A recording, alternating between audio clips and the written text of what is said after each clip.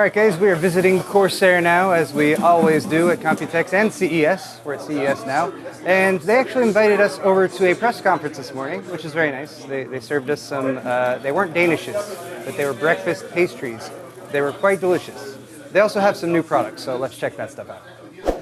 Look guys, it's Dimitri and Eber.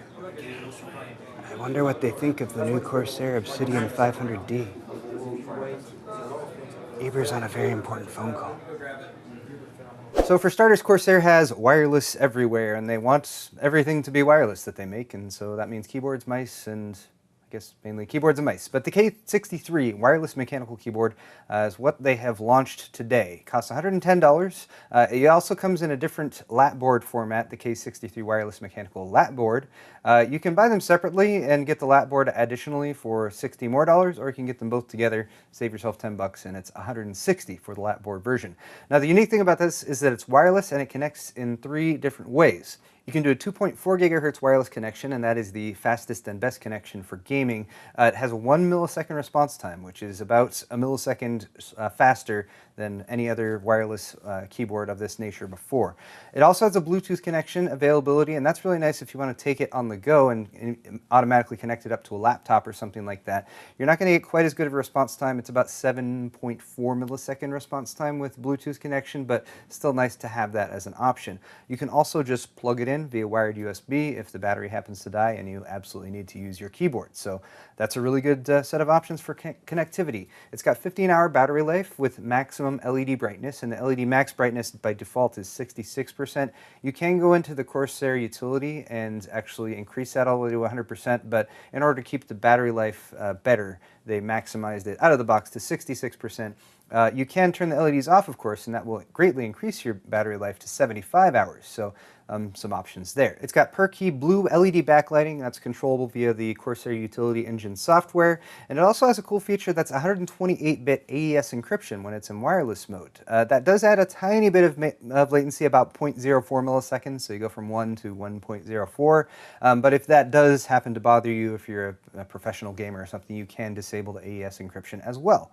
The lat board version has a memory foam cushion on the bottom and a full-size mouse pad, so you can use it to game in the living room. And this is only going to be available with Cherry MX red switches at launch, but they said, as in the past, based on consumer response, they of course will be open to adding additional Cherry MX options in the future. To pair with the keyboard, you have the Dark Core RGB wireless gaming mouse. This also connects in the same 3 ways: 2.4 gigahertz wireless with 1 millisecond response time, Bluetooth, or via wired USB.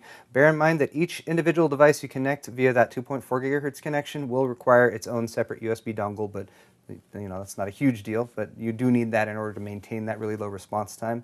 16,000 DPI PixArt sensor that they custom built for Corsair, and it has a nice contoured shape that's a bit different from some of the Corsair designs we've seen in the past. Has a textured bumpy palm rest, and in my brief testing with it, it was quite comfortable.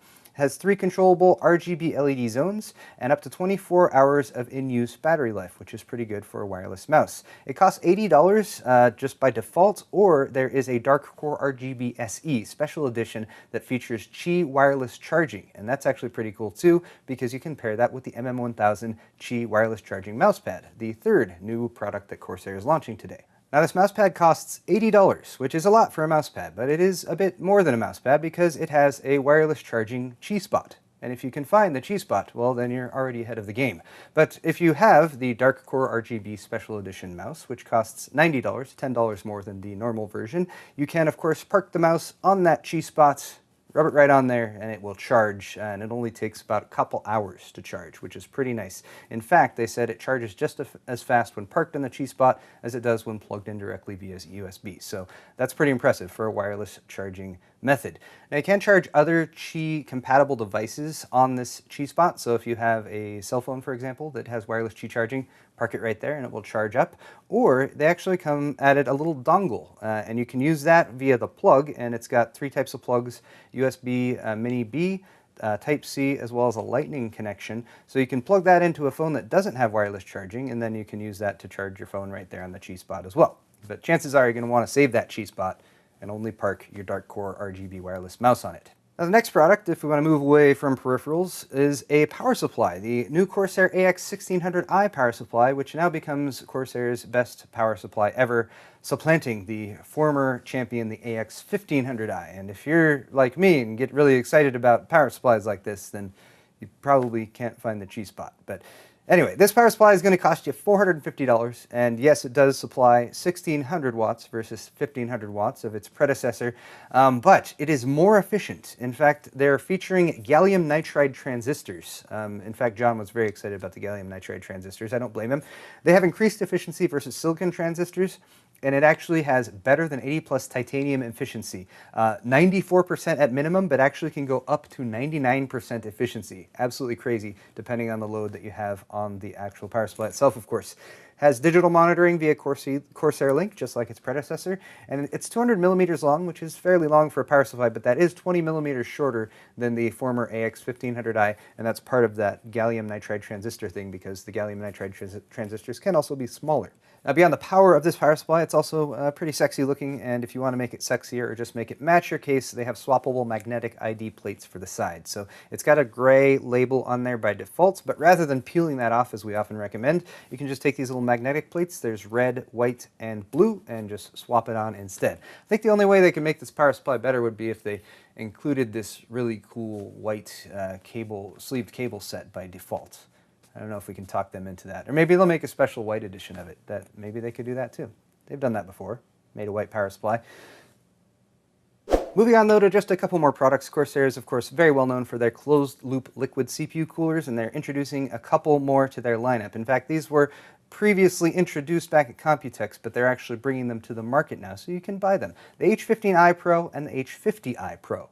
Now, both of these new CLCs have a 360-degree RGB lighting ring around the outside and an aluminum trimmed pump cap that I think looks pretty cool. Corsair logo on top also, of course, lights up in RGB, and you can customize that by connecting it to the Corsair Link utility. And of course, you can also use the Corsair Link utility to monitor stuff like your fan speeds and your water temperature and that kind of thing.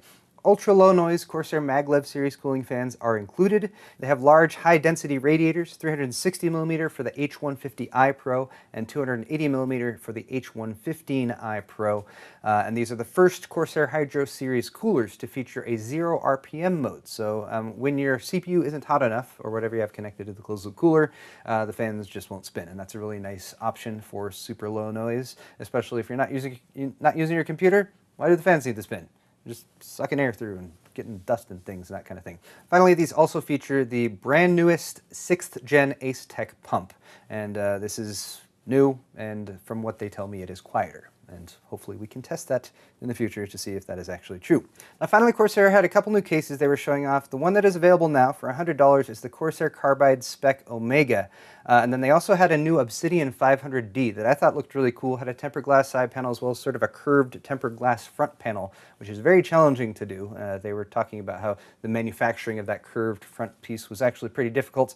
I'm not going to go too much into details here because while I was at the Corsair suite, Dimitri and Eber from Hardware Connects were there, and you know, they go all out when it comes to case videos, and they were getting all sorts of really cool footage of the 500D, and I was like, you know what I'm going to do? I'm just going to tell people to go to their video. So that's what you guys should do. I'll find their video once they post it and put a link in the comments, or just go over to Hardware Connects and check it out, because Dimitri and Eber do a really good job with that stuff, and they can have all the gritty details on that. So everything I've talked about today, except for that 500D case, is available right now.